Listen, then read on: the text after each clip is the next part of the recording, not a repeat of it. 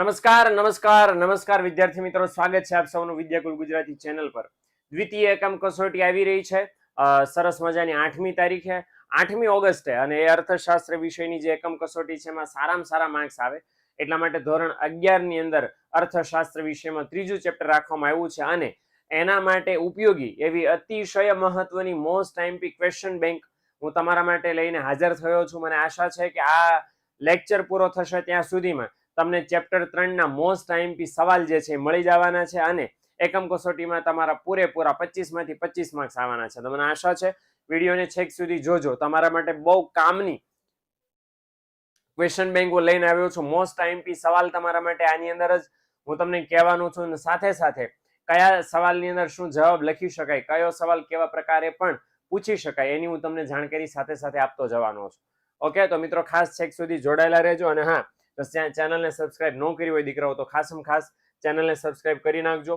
વાત કરીએ છીએ દ્વિતીય એકમ કસોટીની સેક્શન એ ની અંદર કયા કયા એમસીક્યુ પૂછાઈ શકે અને કયા એમસીક્યુ નો જવાબ શું આવે. જો સૌથી પહેલો છે ખૂબ ઊંચી કિંમત હોય ત્યારે ધનિક વર્ગ દ્વારા પ્રતિષ્ઠા મૂલ્ય ધરાવતી વસ્તુની માંગ કેવી હોય છે? તો હંમેશા વધારે હોય છે.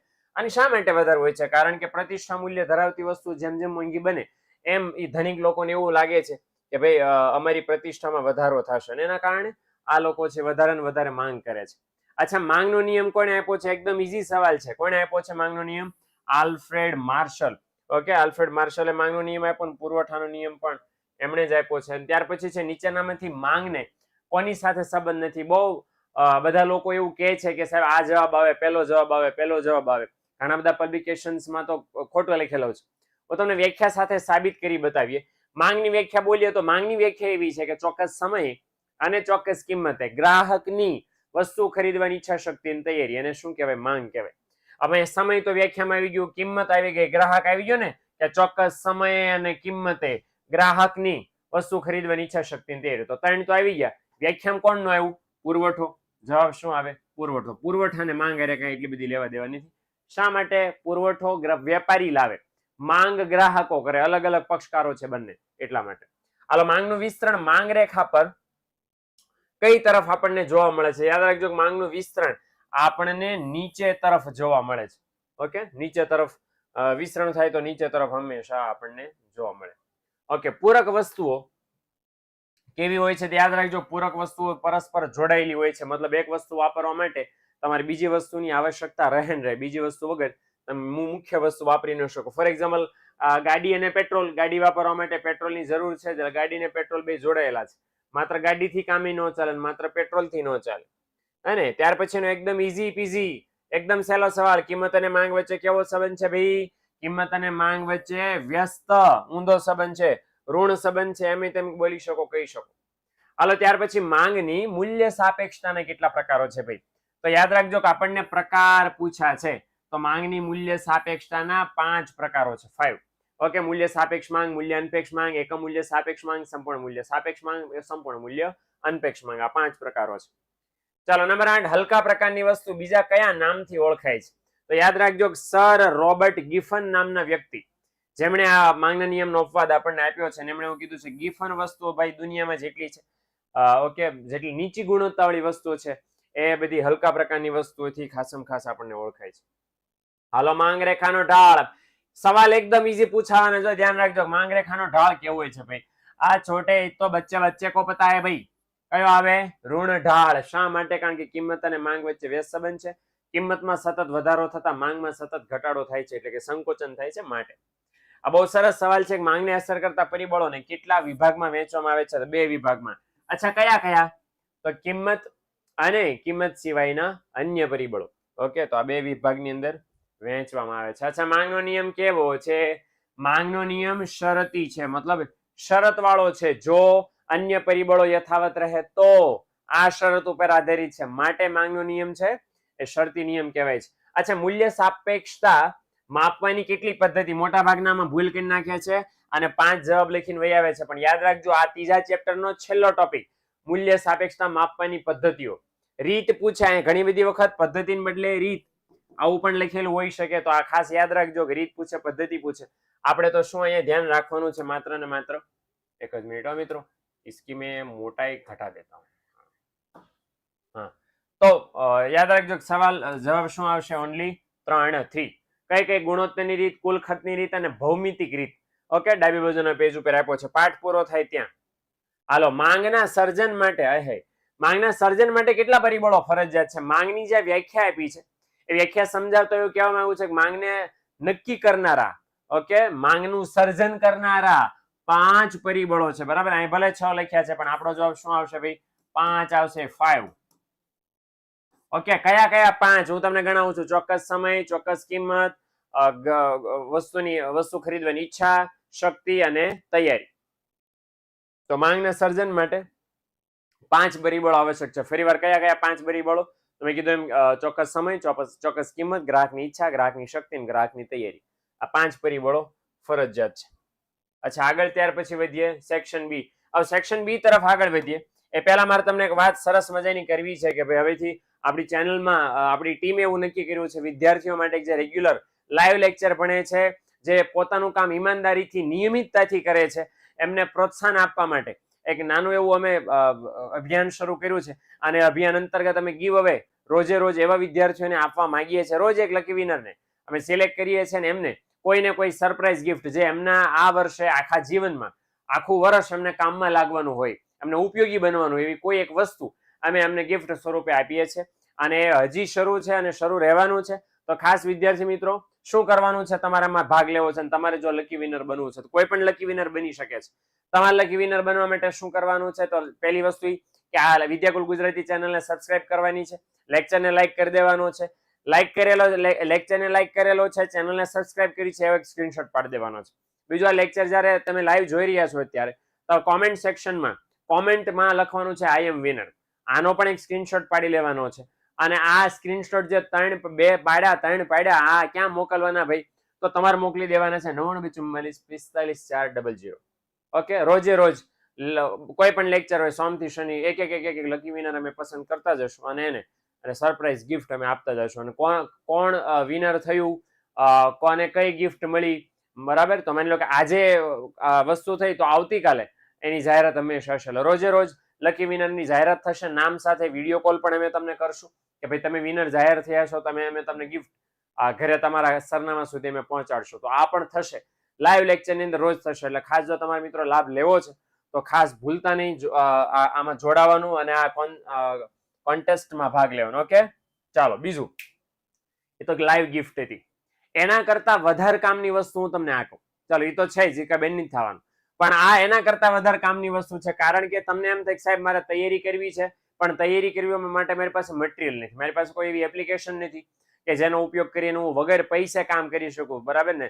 તમે હમણાં એમ કહેશો કે સાહેબ ઓલું મટીરિયલ લઈ લો, નામ લઈ લો ને, એ તો પૈસા વાળું છે. ફ્રીમાં તૈયારી કરવી હોય તો કોઈ પણ ધોરણમાં તેમ છો, ધોરણ 1 થી લઈને 12 ધોરણ સુધી કોઈ પણ ધોરણમાં તેમ છો અને તમારે તૈયારી કરવી છે સરસ મજાની, તો તૈયારી કરવા માટે આનાથી વધારે બેસ્ટ એપ્લિકેશન આખા ગુજરાતમાં બીજે ક્યાંય તમને નહીં જોવા મળે.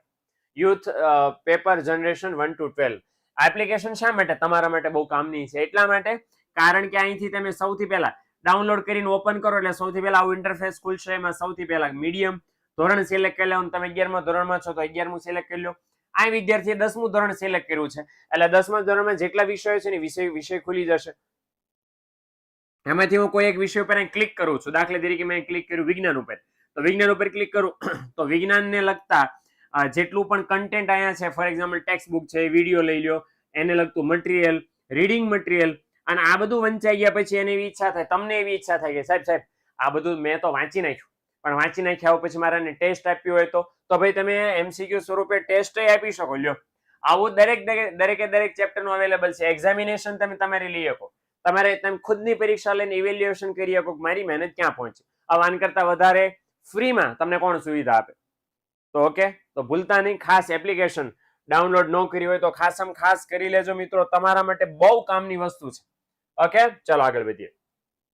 વિભાગ બી ની આપણે વાત કરતા હતા કે માંગનો નિયમ છે એ સાથી શરતી નિયમ કહેવાય છે.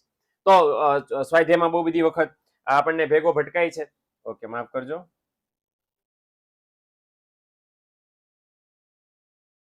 એક જ મિનિટ મિત્રો. હા,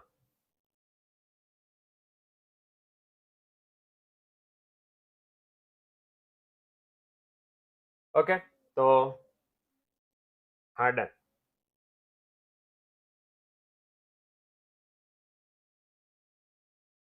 ઓકે, તો વિભાગ બી ની આપણે વાત કરીએ. માંગનો નિયમ સાથી શરતી નિયમ કહેવાય છે. તો એટલા માટે શરતી નિયમ કહેવાય છે કારણ કે પ્રતિષ્ઠા મૂલ્યવાળી અત્યંત સસ્તી ગિફન વસ્તુઓ છે. આ બધા માટે માંગના નિયમમાં માર્શલ દાદાએ ધારણા કરવી પડી છે. કઈ ધારણા કરવી પડી છે? કે જો અન્ય પરિબળો યથાવત રહે તો. એટલે બે પ્રોબ્લેમ છે. એક તો માંગનો નિયમ માર્શલ દાદાએ આપી દીધો, પણ છતાં પણ એના બહુ બધા અપવાદો છે. અને અપવાદોની સાથે સાથે ધારણા પણ કરવી પડી છે કે જો અન્ય પરિબળો યથાવત રહે તો. એટલે બે પણ જવાબ તમે લખી શકો, માન્ય રાખી શકે. પહેલો જવાબ કયો કોમન છે? કે જો અન્ય પરિબળો યથાવત રહે તો વસ્તુની વસ્તુ માટે માંગનો નિયમ માર્શલ દાદાએ રજૂ કર્યો. તો માંગનો નિયમ પેલી અન્ય પરિબળો યથાવત રહે એવી ધારણા ઉપર અપાયેલો છે. માટે માંગનો નિયમ શરતી નિયમ છે, તમે કહી શકો. માંગમાં વધારો ઘટાડો ક્યારે શક્ય બને? તો માંગમાં વધારો ઘટાડો કિંમત યથાવત રહેતા શક્ય બને. ઓકે, કે વધારો ઘટાડો ક્યારે થાય? કિંમત યથાવત રહે અને અન્ય પરિબળોમાં ફેરફાર થવાને કારણે થાય. અચ્છા, વિસ્તરણ સંકોચન ક્યારે બને? વિસ્તરણ સંકોચન કિંમતમાં ફેરફાર થવાને કારણે થાય અને ત્યારે અન્ય પરિબળો યથાવત હોય એટલે કે સ્થિર હોય. ઓકે, તો અહીંયા અન્ય પરિબળો યથાવત હોય તો વિસ્તરણ સંકોચન થાય. કિંમત યથાવત હોય તો વધારો ઘટાડો થાય. હાલો, ત્યાર પછી માંગની પ્રતિમૂલ્ય સાપેક્ષતા એટલે શું? તો જ્યારે આપણે અવેજી વસ્તુ અને પૂરક વસ્તુ એ બંનેની કિંમતના કારણે મુખ્ય વસ્તુની માંગમાં શું અસર થશે એ જાણવા માટે જ્યારે આપણે મૂલ્ય સાપેક્ષતા માપીએ તો એને પ્રતિમૂલ્ય સાપેક્ષતા કહેવાય. તો વ્યાખ્યા એકદમ ઈઝી છે કે અવેજી વસ્તુ કે પૂરક વસ્તુ છે એની કિંમતમાં ટકાવારી ફેરફાર થાય, એના કારણે મૂળ વસ્તુની જે માંગમાં ટકાવારી ફેરફાર થાય એનું પ્રમાણ, એ પ્રમાણને કહેવાય માંગની પ્રતિમૂલ્ય સાપેક્ષતા. આવક સાપેક્ષતા એટલે શું? કે આવકમાં થતો ટકાવારી ફેરફાર અને માંગમાં થતા ટકાવારી ફેરફારનું કેવું માપ? ગુણોત્તર માપ. એને કહેવાય આવક સાપેક્ષતા. ઓકે, તો આવી એક એકદમ ઈઝી વ્યાખ્યાઓ છે જે તમે લખી શકો. માંગ એટલે શું? તો આપણે ઓલરેડી બોલી ચૂક્યા કે ચોક્કસ સ્થળે અને સમયે ગ્રાહકની વસ્તુ ખરીદવાની, અને સ્થળ કરતા એમાં પ્રોપર લખી શકો ચોક્કસ સ્થળે અને ચોક્કસ સમયે અને ચોક્કસ કિંમતે ગ્રાહકની વસ્તુ ખરીદવાની ઈચ્છા શક્તિ અને તૈયારીને શું કહેવાય? માંગ કહેવાય. વ્યક્તિગત માંગ એટલે શું? તો વ્યક્તિગત માંગ એટલે બજારમાં કોઈ એક વ્યક્તિ છે એ અલગ અલગ કિંમતે જે વસ્તુની માંગ કરે છે ને વ્યક્તિગત માંગ કહેવાય. આ વસ્તુ ખાસ યાદ રાખજો કે રેફ્રિજરેટર એટલે ફ્રીજ, એની માંગ કેવી હોય છે? તો કે મૂલ્ય સાપેક્ષ હોય છે. કેવી હોય છે? મૂલ્ય સાપેક્ષ માંગ હોય છે. ઓકે, ફ્રીજ છે જીવન જરૂરિયાતની વસ્તુ નથી એટલે મૂલ્ય સાપેક્ષ માંગ છે. મોટશોખની વસ્તુ કહી શકો. ઓકે, ચાલો સેક્શન સી ની આપણે જો વાત કરીએ, વિભાગ 2 માર્ક્સ વાળો જે વિભાગ છે એની આપણે ખાસમ ખાસ અહીંયા વાત કરી રહ્યા છીએ કે 2 માર્ક્સના સવાલ જ્યારે પૂછાય છે તો તમારે એની અંદર કેટલું ખાસ લખવાનું કામ કરવાનું થશે. અચ્છા, સૌથી પહેલો સવાલ છે કે માંગની મૂલ્ય સાપેક્ષતા માપવાની રીતોના નામ આપો. હમણાં હું બોલી ગયો તો ઉપર કે ગુણોત્તરની રીત એટલે આપણે ભાગાકાર કરવો પડે કે ફોર એક્ઝામ્પલ મૂલ્ય સાપેક્ષતા માપું છું તો માંગમાં થતો ટકાવારી ફેરફાર ભાગ્યા કિંમતમાં થતો ટકાવારી ફેરફાર. એટલે આ રીતે છે ગુણોત્તરની રીત. પહેલી છે કુલ ખર્ચની રીત, તો આપણે ભણવામાં પાઠમાં આવી નથી, આગળ જતા આવશે. ભૌમિતિક રીત એટલે આકૃતિવાળી રીત, માંગની મૂલ્ય સાપેક્ષતા માપવાની 5 જે પદ્ધતિઓ છે એમાં નાની નાની આકૃતિઓ દોરેલી છે. ઓકે, તો આ બે ત્રણે ત્રણ તમારા નામ ખાસ લખવાના થશે. ત્યાર પછી છે પ્રતિષ્ઠા મૂલ્ય ધરાવતી વસ્તુ, અને અત્યંત મોંઘી વસ્તુ પણ કહેવાય છે. શોર્ટમાં હું તમને જવાબ સમજાવું તો એવો થાય કે ભાઈ આવી વસ્તુની કિંમત જેમ વધે એમ ધનિકો એવું માને છે કે ભાઈ જેમ જેમ કિંમત વધશે એમ પ્રતિષ્ઠામાં વધારો થશે. એટલે કિંમત વધતા ધનિકો આવી વસ્તુની માંગ વધારે કરે છે. કિંમત ઘટે તો ધનિકો એવું માને છે કે પ્રતિષ્ઠામાં ઘટાડો થશે માટે માંગમાં પણ ઘટાડો થાય છે. હવે પ્રતિષ્ઠા મૂલ્ય વસ્તુઓની કિંમત વધે તો માંગ વધે, કિંમત ઘટે માંગ ઘટે છે. તો એટલા માટે માંગનો નિયમ લાગુ પડતો નથી. ઉદાહરણ તરીકે લખી શકો કે ભાઈ સોના ચાંદીના ઘરેણા, મોંઘી કાર, આઈફોન, ઓકે, બંગલા, તો આવું લખી શકાય. હાલો, 24મું છે અવેજી વસ્તુ એટલે શું? સોરી, માફ કરજો, અવેજી વસ્તુ નહીં, અવેજી અસર એટલે શું? કે કોઈ એક પર્ટિક્યુલર વસ્તુ છે ને તમે અવેજી વસ્તુ તરીકે ઉપયોગમાં લ્યો છો, ઓકે, અને એ વસ્તુની કિંમતમાં ફેરફાર થતા આપણે જે ઓલરેડી દાખલા ચા અને કોફી બંને અવેજી વસ્તુ છે એકબીજાની. ચા જે પીતા હોય રેગ્યુલર એના માટે કોફી અવેજી વસ્તુ, કોફી જે રેગ્યુલર પીતા હોય એના માટે ચા અવેજી વસ્તુ. હવે હું ચા પીઉં છું ફોર એક્ઝામ્પલ, તો હું રોજ ચા પીઉં છું તો એની અવેજી વસ્તુ જે કોફી છે એ કોફીની કિંમતમાં ફેરફાર થતા ચાની માંગ છે એમાં શું ફેરફાર થાય? જે થાય એને કહેવાય અવેજી અસર કહેવાય. કોફી જો મોંઘી થાય તો શેની માંગ વધી જાય? ચાની માંગ વધી જાય. કોફી જો સસ્તી થાય તો ચાની માંગ ઘટી જાય. એટલે કોફીની કિંમતના કારણે ચાની માંગમાં પણ ફેરફાર થાય. એ અસરને કહેવાય અવેજી અસર. તો આવી ચા અને કોફી વાળું ઉદાહરણ દ્વારા તમે સમજાવી શકો. ઓકે, અવેજી મુખ્ય વસ્તુ લખવાને બદલે ચાલે. માંગનો વિધેય એટલે શું? જો ક્યારેક 3 માર્ક્સમાં પૂછાય છે, 2 માર્ક્સમાં પણ પૂછી શકાય એવો છે, તો ખાસ આ ધ્યાનમાં લેજો. અચ્છા, પહેલું છે માંગનો વિધેય એટલે શું? તો માંગનો વિધેય વસ્તુ કે સેવાની માંગ અને તેના અસર કરતા પરિબળો વચ્ચે કાર્ય-કારણનો સંબંધ રજૂ કરે છે. કાર્ય-કારણનો સંબંધ એટલે શું? એક પરિબળના કારણે બીજા પરિબળ ઉપર અસર થતી હોય. તો અહીંયા કિંમત અને માંગમાં કોણ કાર્ય કહેવાય, કોણ કારણ કહેવાય? તો કિંમત અને માંગમાં કિંમત છે કારણ કહેવાય, કારણ કે કિંમતના લીધે, કિંમતના કારણે માંગમાં ફેરફાર થાય છે, તો માંગ કાર્ય પરિબળ કહેવાય. કિંમત કારણ અને માંગ કાર્ય, બંને વચ્ચે કિંમત અને માંગ વચ્ચે કેવો સંબંધ? તો કારણ કાર્ય જોડી દો તો કેવું થઈ ગયું? કાર્ય કારણનો સંબંધ છે. હવે એ સંબંધને ગાણિતિક સ્વરૂપે આપણે દર્શાવવું છે, તો આ ફોર્મ્યુલા. ઓકે, dx બરાબર f કૌંસમાં px py p ty u. Okay, તો આવી રીતે તમારે દર્શાવી દેવાના છે. અચ્છા, હું તમને જરાક હેલું કહું, શું કરાય તમારે? માંગને અસર કરતા જેટલા પણ પરિબળો છે કિંમત થી લઈને બધા, એને અહીંયા લિસ્ટ બનાવી દેવાનું છે, પછી બધાને સિમ્બોલ આપી દો. સિમ્બોલ જેને આપ્યા છે કૌંસમાં અહીંયા લખી દો, એટલે કામ ખતમ થઈ જશે. ઓકે, તો 3 માર્ક્સમાં જો પૂછાય તો આટલું જ લખવાનું છે, વ્યાખ્યા, સૂત્ર અને એની સમજૂતી. ઓકે, હાલો. ત્યાર પછી વ્યક્તિગત માંગ એટલે શું? તો વ્યક્તિગત માંગ માટે ખાસ સમજો કે ભાઈ વ્યાખ્યા અને ઉદાહરણ બંને જોશે. ઉદાહરણ ન લખી શકો તો આવી રીતે વધારે માહિતી પણ લખી શકો કે ચોક્કસ સમયગાળા દરમિયાન એક વ્યક્તિ કે કુટુંબ જેટલી વસ્તુની માંગ કરે અલગ અલગ કિંમતે, ધેટ ઇઝ વ્યક્તિગત માંગ. અને વ્યક્તિગત માંગ રેખા ઋણ ઢાળ દર્શાવે છે, કોઈ એક વ્યક્તિ બજારમાં કેટલી વસ્તુની માંગ કરે એ દર્શાવે છે. ઓકે, હાલો. ત્યાર પછીનો સવાલ ખાસ અગત્યનો છે, આ વિભાગ ઈ માં પણ ખાસ કામમાં આવી શકે એવું છે કે ભાઈ માંગનો નિયમ સમજાવવા માટે કઈ કઈ ધારણાઓ એ ખાસ કરવામાં આવે છે. તો યાદ રાખજો, માંગને અસર કરતા કિંમત સિવાયના અન્ય પરિબળો કેટલા? આ સવાલનો જવાબ યાદ રાખો ને, સેલી ટ્રીક શીખવાડું. માંગને અસર કરતા, માંગના નિયમમાં આપણને આ ધારણાઓ સમજવાની છે. તો માંગને અસર કરતા કિંમત સિવાયના કયા પરિબળો છે? ગ્રાહકની અભિરુચિ, પસંદગી, ગ્રાહકની આવક, સંબંધિત વસ્તુની કિંમત, ભવિષ્યના ભાવની અટકળ, વસ્તી અને વસ્તીનું વય જૂથ છે ને. આ જે પરિબળો પાંચેય અન્ય છે કિંમત સિવાયના, એને લખી નાખવાના લાઈનમાં, અને પાછળ શું લગાડી દેવાનું? સ્થિર રહે છે, સ્થિર રહે છે, સ્થિર રહે છે. જોઈ લો, ઉદાહરણ આપું તમને. પેલું છે ગ્રાહકોની સંખ્યા સ્થિર, એટલે વસ્તી સ્થિર હોય છે. ગ્રાહકોની આવક સ્થિર છે, ગ્રાહકોની અભિરુચિ પસંદગી સ્થિર હોય છે. હવે જે વસ્તુ પૂરક વસ્તુની કિંમત સ્થિર હોય છે ને, બધું જ આપણે સ્થિર રાખી દેવાનું છે. એટલે ઇન શોર્ટ તો પણ ધારણા ઇઝીલી એકદમ તમને મળી જશે. ડન? ઓકે, વિભાગ ડી ની ખાસ આપણે વાત કરી લઈએ. વિભાગ ડી માં સવાલો પૂછાય છે, કેટલા માર્ક્સના? 3 માર્ક્સના સવાલો પૂછાય છે. હવે 3 માર્ક્સના સવાલો જોઈએ એ પહેલા હું તમને ખાસમ ખાસ આ માહિતી મારે તમને આપી છે મિત્રો. ખાસ મેં હમણાં તમને વાત કરી મટીરિયલની.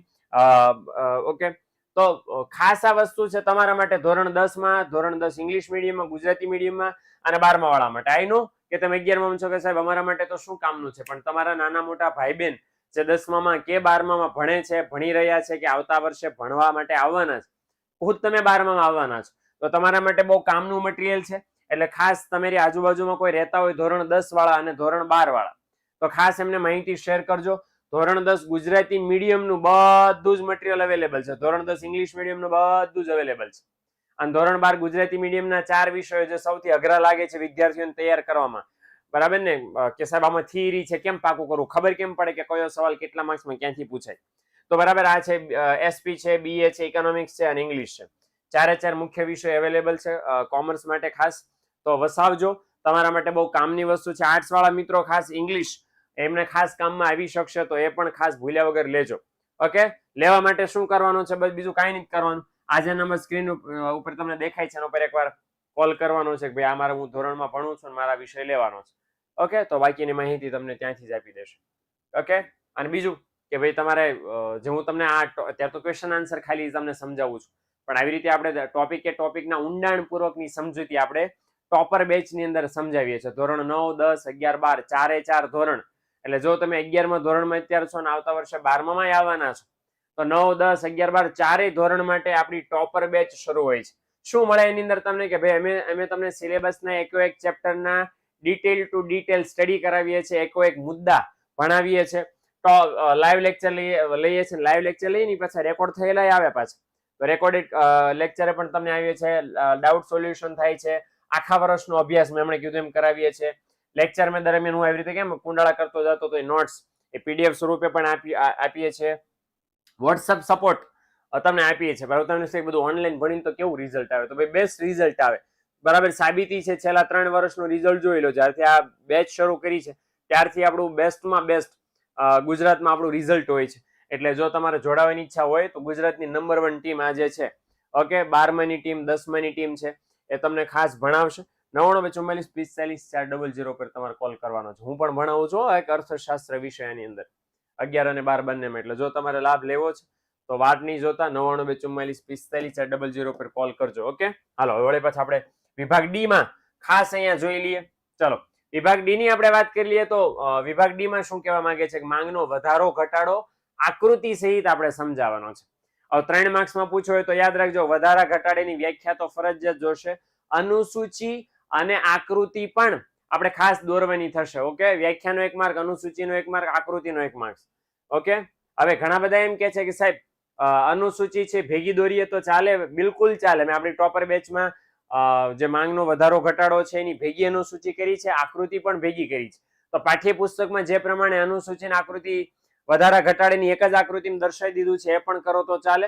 અને અહીંયા મેં છે એ અલગ કર્યું છે અત્યારે ખાલી જવાબ માટે કે માંગનો સ્પેશિયલ અહીં વધારો દર્શાવ્યો છે અને અહીંયા આકૃતિમાં પણ વધારો દર્શાવેલો છે. ઓકે, જો હું જરાક તમને ઝૂમ કરીને બતાવી દઉં. ઓકે, અને સિમિલરલી અહીં ઘટાડો જોઈ લો તો ઘટાડોમાં પણ માત્ર ઘટાડો દર્શાવ્યો છે. તમારે બે એક સાથે દર્શાવવું તો પણ ચાલે, ખોટું ન પાડી શકે. પાઠ્યપુસ્તકમાં વધારો ઘટાડો એક સાથે સમજાવેલું છે. ઓકે, હાલો 29 નંબરનો ત્યાર પછીનો સવાલ આપણે ખાસમાં ખાસ જોઈએ અને એ છે કે માંગમાં વિસ્તરણ સંકોચન આકૃતિ સહિત સમજાવવાનું છે. તો અન્ય પરિબળો યથાવત રહે તો કિંમતના કારણે જે માંગ વધે ને વિસ્તરણ કહેવાય, કિંમતના કારણે માંગ ઘટે તો શું કહેવાય એને? સંકોચન કહેવાય. તો અહીંયા સૌથી પહેલા વિસ્તરણ ની આકૃતિ અને અનુસૂચિ તમારે દોરવાની અને ત્યાર પછી સંકોચનની અનુસૂચિ અને આકૃતિ બંને એક સાથે પણ કરી શકો એક જ કોષ્ટકમાં અને એક જ આકૃતિમાં વિસ્તરણ સંકોચન તમે દોરી શકો. ઓકે, ત્યાર પછીનો છે માંગના નિયમના અપવાદો. અપવાદો કેટલા છે ભાઈ? 4 છે. 4 અપવાદોમાંથી કોઈ પણ 3 તમારે સમજાવવાના છે જો 3 માર્ક્સમાં પૂછાય તો. હવે કયા કયા એ અપવાદો છે? તો પ્રતિષ્ઠા મૂલ્ય ધરાવતી વસ્તુ, અત્યંત સસ્તી વસ્તુ, હલકા પ્રકારની વસ્તુ અને આ લખાય ગ્રાહકોની પસંદગી કે માનસિકતા. ગ્રાહકની પસંદગી પર્ટિક્યુલર પુસ્તકમાં શબ્દ છે. તો 4 છે, 4 માંથી કોઈ પણ 3 તમારે સમજાવવાના થાય 3 માર્ક્સની અંદર. ઓકે, હાલો. ગિફન વસ્તુ, સર રોબર્ટ ગિફને આપણને જે વસ્તુનો કોન્સેપ્ટ આપ્યો છે તો એ ખાસ તમારે સમજાવવાનો થશે. બરાબર કે ભાઈ નીચી ગુણવત્તાવાળી વસ્તુઓ જે છે એ નીચી ગુણવત્તાવાળી વસ્તુનો માંગનો નિયમ લાગુ નહીં પડતો. માર્શલ દાદાની અણી કાઢવા માટે એમણે આપેલું. ઓકે, 5 માર્ક્સમાં મોસ્ટ આઈએમપી ધ્યાન રાખજો. 5 માર્ક્સમાં 2 જ સવાલ અહીં મેં મૂક્યા છે અને બે તમારે મોસ્ટ આઈએમપી છે. દ્વિતીય એકમ કસોટીમાં પણ મોસ્ટ આઈએમપી છે અને તમારી પ્રથમ સામયિક પરીક્ષા જે આવવાની છે ઓક્ટોબર મહિનામાં એમાં પણ મોસ્ટ આઈએમપી છે. એટલે ભૂલ નહીં કરતા ને ભૂલી નહીં જતા. ઓકે, તો માંગની મૂલ્ય સાપેક્ષ ન થાય એના પ્રકારો સમજાવવાના છે, જોઈ લો. તો મૂલ્ય સાપેક્ષ તેની વ્યાખ્યા અહીંયા ખાસ આપણને આપી છે. વ્યાખ્યા આપી અને 5 પ્રકારો જો સંપૂર્ણ મૂલ્ય સાપેક્ષ માંગ. અચ્છા, દરેકે દરેક પ્રકારમાં લખવાનું શું ફટાફટ તમને કહી દઉં.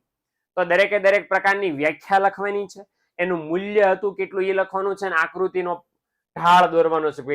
પર્ટિક્યુલર કયો પ્રકાર કેવા પ્રકારનો ઢાળ દર્શાવે છે અને એની કોઈ વિશેષતા હોય તો. ઓકે, દરેકે દરેક પ્રકારમાં એટલું ખાસ લખજો. વ્યાખ્યા, મૂલ્ય અને આકૃતિ દોરવાની છે. 5માં વ્યાખ્યા મૂલ્ય આકૃતિ, વ્યાખ્યા મૂલ્ય આકૃતિ 5માં એવી રીતે તમે જશો તો તમને જોવા મળશે. ઓકે, અહીંયા તો મેં ગણતરી પણ કરી છે સરળતા માટે. ગણતરી ન કરો તો ચાલે. સમજાણું ને? દરેકે દરેક પ્રકારમાં વ્યાખ્યા પછી એનું મૂલ્ય કેટલું, ઉદાહરણ કોઈ જોવા મળતું હોય તો એ અને આકૃતિ તો ફરજિયાત દોરવાની જ. અને આપણને છે સવાલ મોસ્ટ આઈએમપી માંગના નિયમ અનુસૂચિ આકૃતિની મદદથી સમજાવો. પૂછાશે હશે જ એકમ કસોટી અને પ્રથમ સામયિક પરીક્ષામાં. લખી લો, લોક કરી દો આને 5 માર્ક્સમાં. અન્ય પરિબળો યથાવત રહે તો ચોક્કસ સમયગાળા દરમિયાન બરાબર વસ્તુની કિંમત વધે તો માંગમાં સંકોચન થાય ને વસ્તુની કિંમત ઘટે માંગમાં વિસ્તરણ થાય. ઓકે, અનુસૂચિ છે આડી અથવા તો ઊભી તેમ દોરી શકો છો.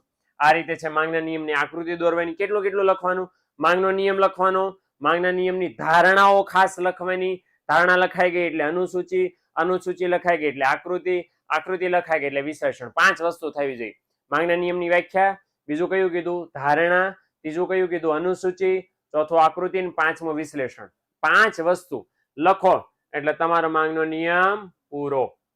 ક્લિયર થઈ ગયું? એટલે આટલી વસ્તુ ખાસ તમે કરશો તો મને પાક્કી ગેરંટી છે, પાકો વિશ્વાસ છે કે તમારી એકમ કસોટી અને પ્રથમ સામયિક પરીક્ષા સુપર ડુપર હિટ જવાની છે. તો ખાસ વિડીયો તમે વારંવાર બીજી વાર જોવો પડે તો ખાસ જોજો. મિત્રોને ખાસ શેર કરજો.